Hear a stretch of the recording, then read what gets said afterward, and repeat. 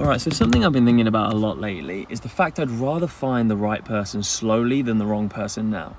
I know that sounds really obvious, but I think there have been moments in my life where I wanted a relationship so badly that whoever came in front of me, I would have managed to turn it into a relationship. And I remember a couple of years ago, I got into this relationship where honestly, we were like the polar opposite human beings. And we weren't like that couple where it's like, oh my God, opposites attract. No. We were as different as two human beings could possibly be. Our lives were literally going in the exact opposite directions.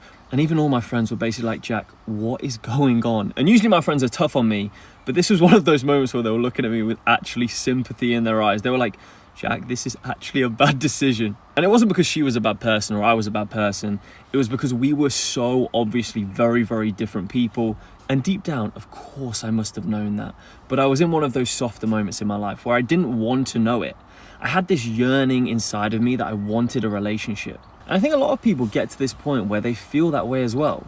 They want the relationship and they don't actually think too much about the objective person within that situation. Because look, when you're feeling lonely or tired or like everyone else is finding their person, it feels really easy to start negotiating with yourself over what you're actually happy with. And you start to go, well, maybe the differences don't matter. And then suddenly you're more happy to say yes to people who maybe wouldn't necessarily fit your life. How I always view this in my own mind is like, you know when you go to the fridge normally and you're just like having a little gander, you have a little look in the fridge, there's nothing for you, you close the fridge, no problem. And then you go back to the fridge when you're hungry, and hungry is the thing that changes your standards. When you're hungry, you're more willing to take whatever's there. You're like, oh, there's pickles, I'll just have the pickles. And I think that's exactly what loneliness can do to your dating life. When you feel emotionally full, you choose more clearly.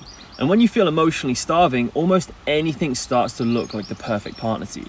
And I think that's the bit I'm trying to pay more attention to now, because it makes sense why we feel rushed. We see other people settling down, we go through enough bad dating experiences, we get tired of starting again, and we just want the comfort of a person in our lives. And of course, there's nothing wrong with wanting that, but the danger is when the desire for the relationship becomes stronger than the ability to ask, is this actually the right person for me?